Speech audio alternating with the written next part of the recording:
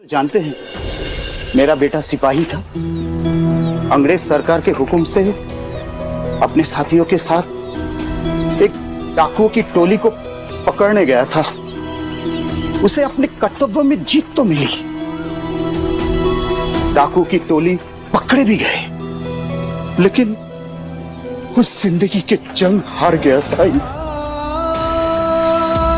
वो मौत को प्राप्त हो गया।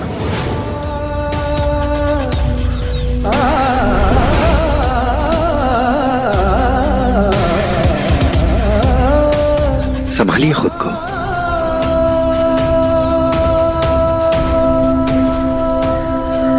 जातस्य हि ध्रुवो मृत्यु ध्रुवम जन्म मृतस्य च तस्मात् परिहर्येर्थे न त्वं शोचि तुमर्हसि।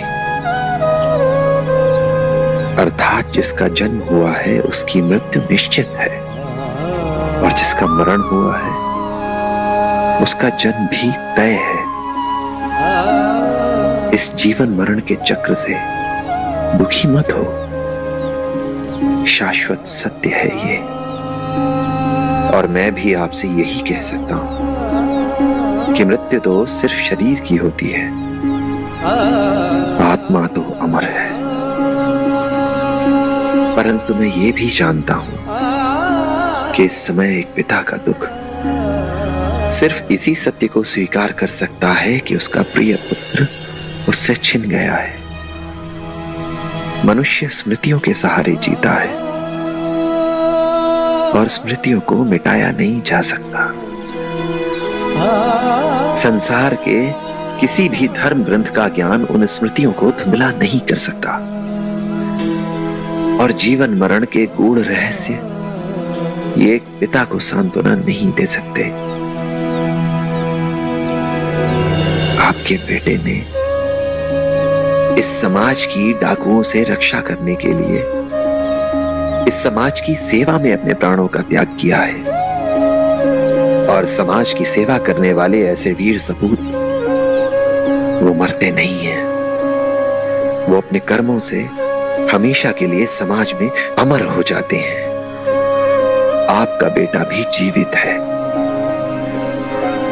इस इलाके की सुरक्षा में, इसकी शांति में, इस इलाके के सुकून में जिंदा है वो, और वो हमेशा अमर रहेगा। अपने स्वार्थ के लिए जीने वाले बहुत से लोग होते हैं,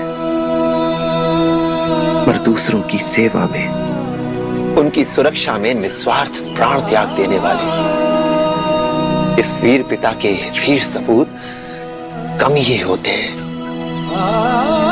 मैं समझ सकता हूं उसकी मृत्यु का दुख स्वाभाविक है, लेकिन यह दुख उसके बलिदान, उसके जीवन की सार्थकता पर जो प्रसन्नता होनी चाहिए, कहीं उसे कम ना कर दे।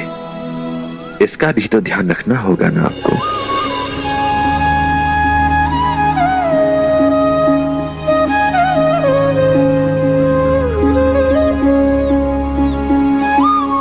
आप बिल्कुल ठीक कह रहे हैं साई। मेरा कमजोर होना मेरे बेटे की वीरता का अपमान होगा। मैं पूरी कोशिश करूंगा इस जीवन को उस वीरता से जीने की, जिस वीरता से मेरे बेटे ने मौत को स्वीकार किया।